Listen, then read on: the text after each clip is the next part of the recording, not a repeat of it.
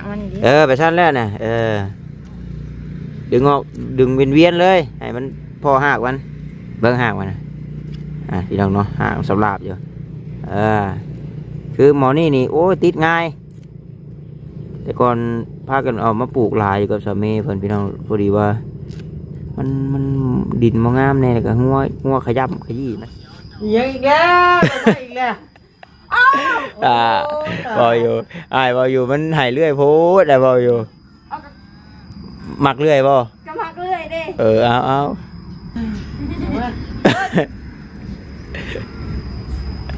โอ๊ยให้อะไรก็ฮักรถเนาะ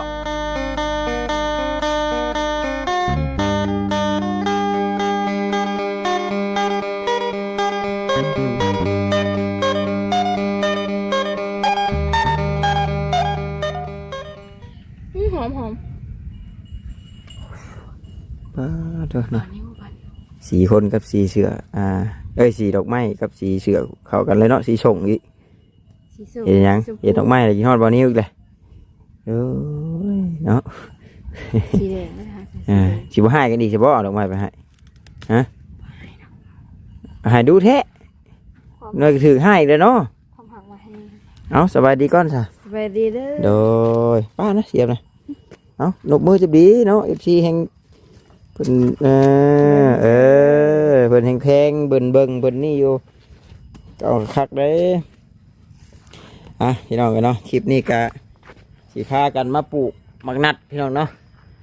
ก่อนอื่นก็ขอกราบทักทายสบายดีเด้อพี่น้องเด้อเนาะ FC กันเบิดสุคนบ่ว่าทางฝั่งลาวฝั่งไทยหรือทางต่างประเทศนำเนาะก็ยินดีต้อนรับเข้าสู่ช่องของบ่าวต้าบ้านเฮาคือเก่าพี่น้องเอ้ยนี่ล่ะน้องน้อยจะเพิ่นปลูกบนได้น้อย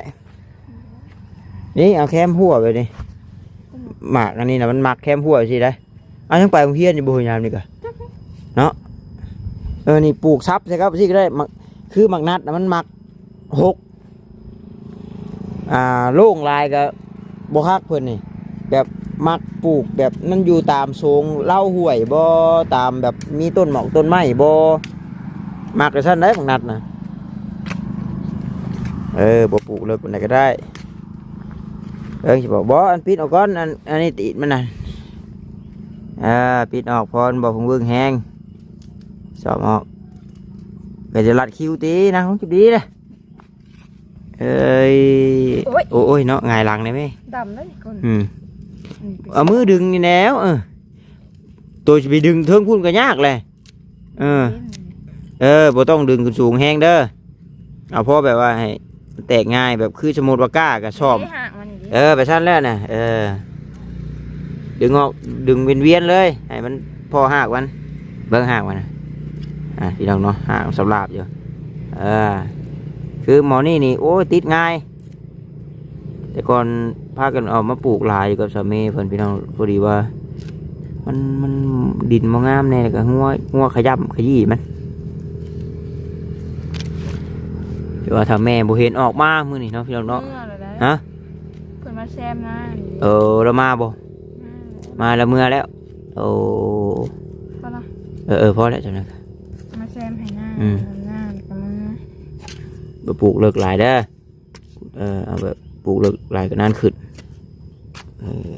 ละ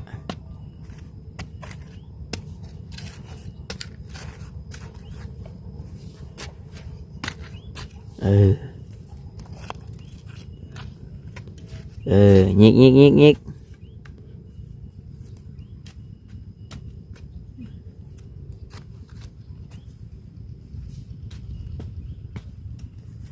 อเคแล้วนะก็น้ำหวดมันก็สื่นเลยล่ะปลูกเลี้ยงมานี่เดี๋ยวนี่แล้วมันโอ้ยมันบ่พองามแม่นดอกอันทำนี่นะนี่มันแห้งมักกันนี่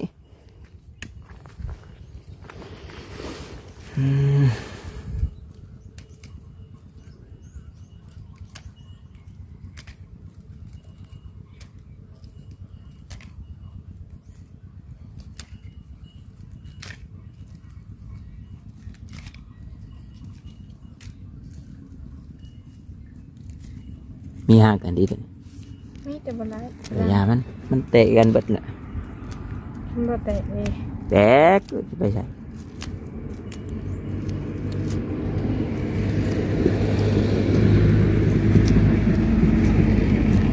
พอแล้วเห็ดหลอดมันกอกอะไร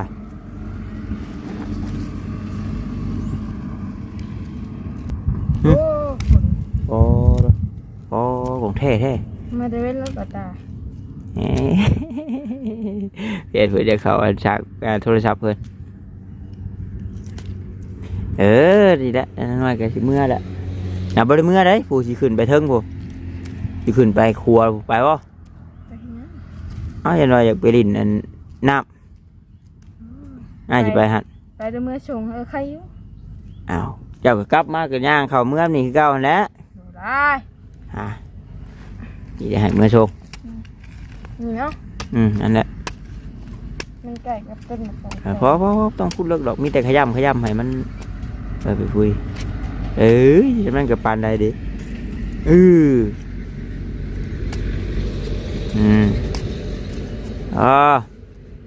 ตัวหดน้ำหดอย่างเจ็บดีนะเอากูติด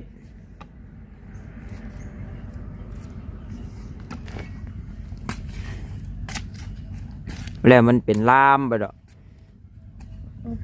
นี่เนาะ โอเค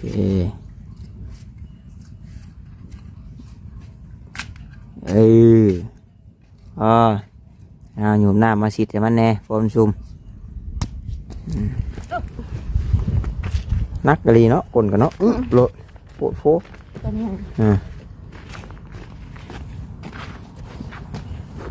เจ้ารู้สึกว่าเจ้าอ้วนขึ้นบ่ บ่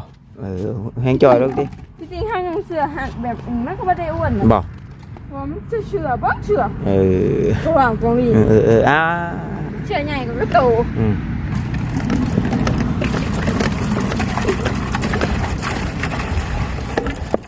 จะโดนบรมีสายแล้วหน่อยเนาะเป็นแบบเจือนบ่จังเนาะ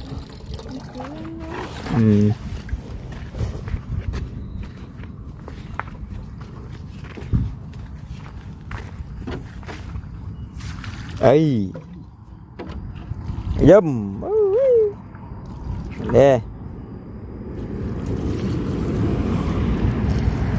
ได้กินนะชำนี้กะยากอย่างใช้พอเด้อห่อแหกแต่กระโปงเอามาล้างเก็บไว้พูนเนาะเมื่อหน้าเดี๋ยวสิพาเก็บขี้เหงื่อจูดพี่น้องเลยเริ่มหกเลยยังบ่ลืมอยู่นี่น่ะโอ้อายุนายถามก่อนสมมุติว่าไปเราบ่เอาเด้ตีเลยลอยแท้นี่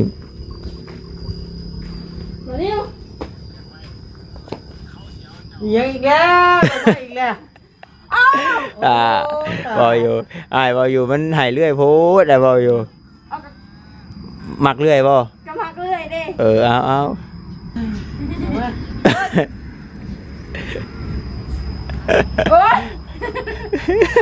ให้แล้วก็ฮักรถเนาะโอ้ยดอกไม้ก็ได้เก็บล่างกินจักล่างได้เป็นผู้ชายผู้สาวชาติฉีดสั้นไว้หน่อยขู่คนมาปูเพิ่นนั่ง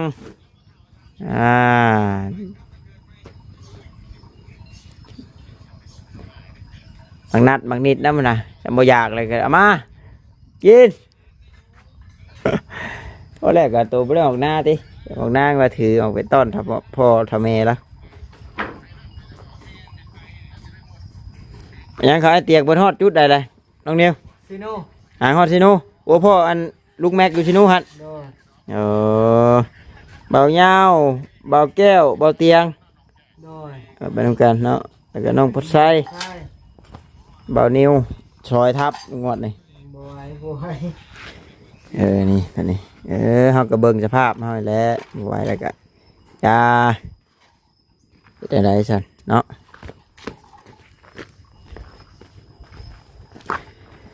สมเอฟซีว่าใส่หญ้าสาวเสือแดงอะไรแล้วหน่อยส่วนลายตัวก็มักใช้เสือแดงตัวกันเนาะสังเกตเบิ่งแล้วหน่อยมีแต่สีแดงเพื่อนทันได้ไหมครับว่าประเภทจงเสือมักสีแดงเจ้าเนาะสียังที่เจ้าบ่มักใช่เสือผ้าเสื้ออยู่เพื่อนมีแต่สีแดงสีขาวสีดำสีตับหมูมีตัว อ้ายเด้อถ้าว่าให้ซื้อเองเลยนี่สีเขียวที่อ้ายบ่ซื้อสีเขียวสีฟ้านี่อ้ายบ่ซื้อสมัยอ้ายซื้อเองแบบค่อนข้างที่ว่าบ่ค่อยปลื้มบ่ค่อยมักสีฟ้ากับสีเขียวสีเนื้อบ่ครีมบ่ดำบ่สินะสีเท่าสีหยังสิได้เนาะแต่สีเขียวสีฟ้าสีหยังบ่ตาบ่ค่อยแบบบ่ค่อยปลื้มนะบ่ค่อยมักนะว่าแล้วก็ได้ส่วนตัวหรอกว่าโอ้บ่มีหยังเนาะยังยังหุกนะเฮียไปใส่เลยเนี่ยมันสไลด์นะเฮียบ่ปะทำผลตกกันได้ดำหน้าแล้วน้อยเนาะเนี่ยบ่ตาก็ใกล้แหละพี่น้องเลยใกล้แล้วมีวันศุกร์วันเสาร์ลกก้าแล้วบริขึ้นมากเลยโทรหาน้อยเนาะพอFCได้เห็นในกล้องเอาเนาะเห็นยังสันดับหน้าพอมีหลักฐานเด้เห็นอย่างตัวมีหลักฐานเด้ตัวมีหลักฐานยังไม่เชื่อบ่โอ้จางว่าแนวมันทุกสิ่งทุกอย่างต้องมีหลักฐานแต่มันเบายากได้ตัวเพราะว่าคือวัดประหัตพี่น้องเนาะตลาดนัดขายตลาดนัดและเลิกแต่ตลาดนัดพุ่นละพี่น้องเลยแต่ว่ามื้ออื่นนี่อีส่วนน้อยๆพุ่นออกหน้ามื้ออื่นนี่หน้าเจ้าพุ่นละมีแนวเฮ็ดอยู่มื้ออื่นนี่นี่แหละให้อยู่นาเนาะนะแมงตะแตนมันกินแมงไม้เจ้าเนาะมันกินใบไม้เจ้าเนาะแตนเขียวแล้วก็FCเพิ่นก็เว้าให้เข้าไปดูๆได้เด้อซั่นชาวเทืองบ่ชาวเทือบ่เข้าไปมื้อน่ะเทืองบ่ชาวเนื้อพี่น้องเนาะเข้าไปหาชาวเนื้อเพิ่นดูๆได้เด้อว่าซั่นก็ยากทำใดก็ไปพี่น้องเนาะถ้าว่ามีผู้รักผู้ใหญ่เพิ่นใช้หรือว่าให้เป็นสะพานบุญน่ะไปแต่ว่าแบบถ้าเฮาบ่ได้มีหยังเลยก็แบบมันมีโอกาสเข้าไปก็จังได้ไปสินะน้องน้อยก็ทำอยู่หน้าก็จะแค่อีกพี่น้องเลยมันบุคือยามเลขนี่ยามนี่ปอทุกค่อนข้างขี้ตมลายมันก็แนวมันไปตามสภาพมันนะว่าอะไรก็ได้แต่พลแล้วตกห้ามหัวหึงห่างอยู่ข้างฮืออยู่คืนนี่ตกบ่ทางนี้บ่ไปตกบ่เห็นว่าตกเลย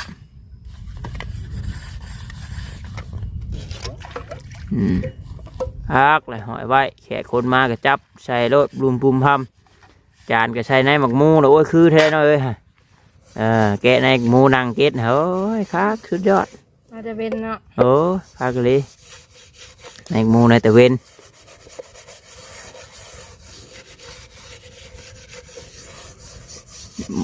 หม้อสินดาดก็มีเตาก็มีซื้อมานั่งใส่แล้วเลยโอ้ยครับยามขู่คนมาเยี่ยมมายามกินพี่น้องเนาะแล้วเฮือนแล้วซานโอ้ยพอเผื่อบัดแล้วเฮือนเนาะเนาะบ่แล้วก็มีหมูมาลินกับมาแล้วนี่เฮือนเลยมันทำเฮือนได้พี่น้องเนาะพอคนแก่นเนี่ยยากยังถิ่มลงกันกระทางเขียวนั่นก็แล้วบดขยงก็เลย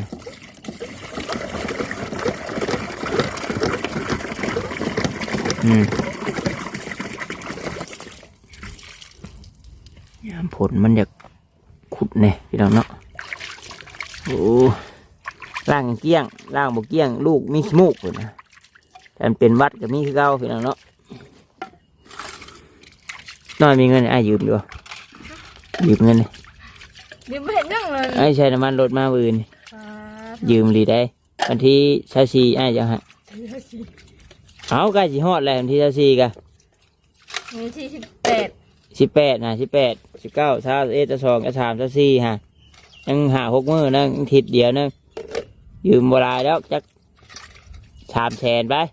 บางวันใช่ได้ป่ะบ่มีบ่ไปสิหามา ให้ บ่มีระยะ ไปขาไปขาให้เลย เฮ้แอนว่าเจ้าจันว่ามีอันขายเฮ็ดขายฮอนเป็นกายนี่ ถอนใช้ซื้อมาแล้ว จันแหละบ่ได้ขึ้นมาหาด้าจ้ะมันรถก็จักหึงบ่ได้น้ำมันรถจักรสิลงนี่แนมแลเฮ้ยเนาะอย่าลืมไปส่งผ้าเพิ่นเด้อมื้อนี้เด้อโอ้เล็กกับไพ่ก็เอาของเพิ่นมาแล้วก็ทีมนี่นะผมเอาแซนก็ลืมอีกนี่กับพี่น้องเลยเด้บ่แซนจิตกับสมอยฮะเด้อจังว่าสมอยบ่คือเชิญเชียวกระจกขึ้นได้เอาบ่ยังเห็นอยู่ยังบ่ได้เอากระจกขึ้นเห็นอยู่ได้ผ้าแล้วนะไปเอาไปชงแล้วก็ไปชงแล้วให้มันแล้วน้อยบัดลืมนี่ดิไว้เดินกินแมลง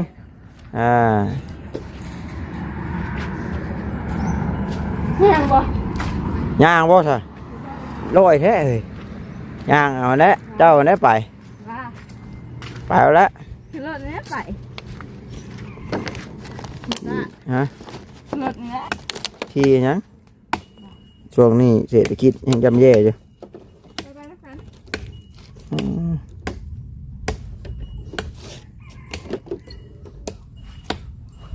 ขี่รถนี่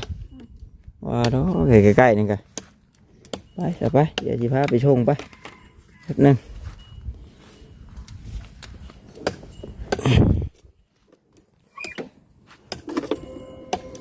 แล้วไม่จะขี่ไปชงเองไปขี่ไปชงเองไปเอาข้านไปนี่ผ้าใส่กระตาผ้าหามเห็ดนกไอ้เพได้ขาข้ามรถต่ำโปรตีนเด้อเมื่อเปล่าโหยะดูนะเรียกมึงมีได้แล้วกันขี่ฮักไปหานทายได้แล้วโอ้ยเสือไอ้นี่ขึ้นรถขึ้นได้แล้วนะรถบริปลดเลขโอ้ยขึ้นรถขึ้นอะไรกันสตาร์ทมันกับเข่าเลขเลยฮะเอาได้เอาเลยเป็นเวียดไหมอันนี้เป็นเวียดยังเลข2อะไรกับไปเลยแหละ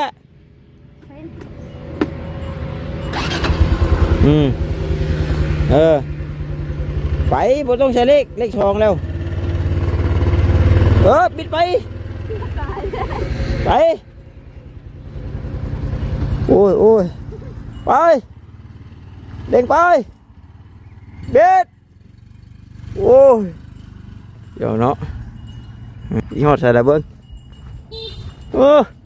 อ้งัวข้าเจ้าเลยเนาะโอ้ไปแล้วพี่น้องเนาะเองเขียวแม่ชื่อรถจักรให้อยู่ชื่อเฮาแน่เพื่อนชื่อถีบไฟฟ้าเพื่อนหน่อยข้านยางโอ้ยเนาะพี่น้องเลยเนาะพอได้ขี่รถต่อแต่กับบุตรีน้องเราอ้ายกับโบมี่สมุอ้ายมีมายืมของอ้ายของยังเฮ้นะขอตัวจบคลิปก่อนทางบอต้าเองก็ได้นี่กะจะโมงแล้วโมเมนที่เขาหาโมงแล้วจักอย่างเนาะคือทางเบาจิตกับเบาแซนขึ้นไปหาน้องบุญตาที่เราเนาะว่ามีแอลไปหาน้องเพื่อนอยู่สัตว์